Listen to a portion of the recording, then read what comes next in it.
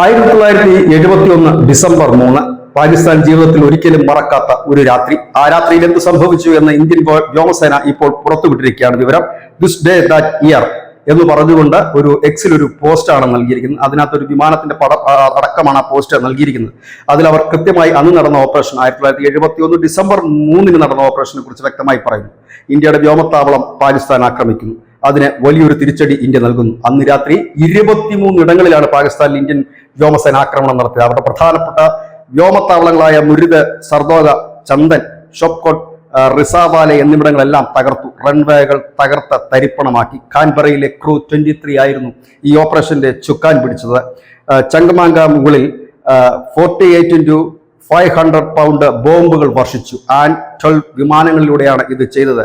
ഇന്ത്യയുടെ ശക്തമായ തിരിച്ചടിയിൽ പാകിസ്ഥാൻ തകർന്ന തരിപ്പണമായി. തിരിച്ചടിക്കാനോ ഇല്ലെങ്കിൽ അവരുടെ റൺവേകൾ ഉപയോഗിച്ച് നമ്മളെ ആക്രമിക്കാനോ കഴിയാത്ത വണ്ണം അവർ തകർന്നു എന്നുകൂടി പറയുന്നു. 1971 23 മണിക്കൂറാണ് അത് എടുത്തതെങ്കിൽ അതിലും വളരെ കുറച്ച് സമയം കൊണ്ടാണ് ഓപ്പറേഷൻ സിന്ദൂറിൽ ഈ ആധുനിക കാലത്ത് ആധുനിക സംവിധാനമുള്ള പാകിസ്ഥാനെ ഇന്ത്യയുടെ ചുണക്കുട്ടികൾ തകർത്തെറിഞ്ഞത് എന്നുള്ള കാര്യവും നമ്മൾ ഓർക്കേണ്ടതുണ്ട്. അതായത് 53 വർഷത്തിനിപ്പുറവും പാകിസ്ഥാനെ അറ്റാക്ക് ചെയ്യാൻ ഇന്ത്യൻ വ്യോമസേന തന്നെയാണ് മുന്നിൽ നിന്നത് എന്നുള്ളതും ഒരു യാദൃശികമായിട്ടുള്ള സംഭവമാണെങ്കിലും സാദൃശ്യമുണ്ട് എന്ന് പറയാതിരിക്കാൻ കഴിയില്ല.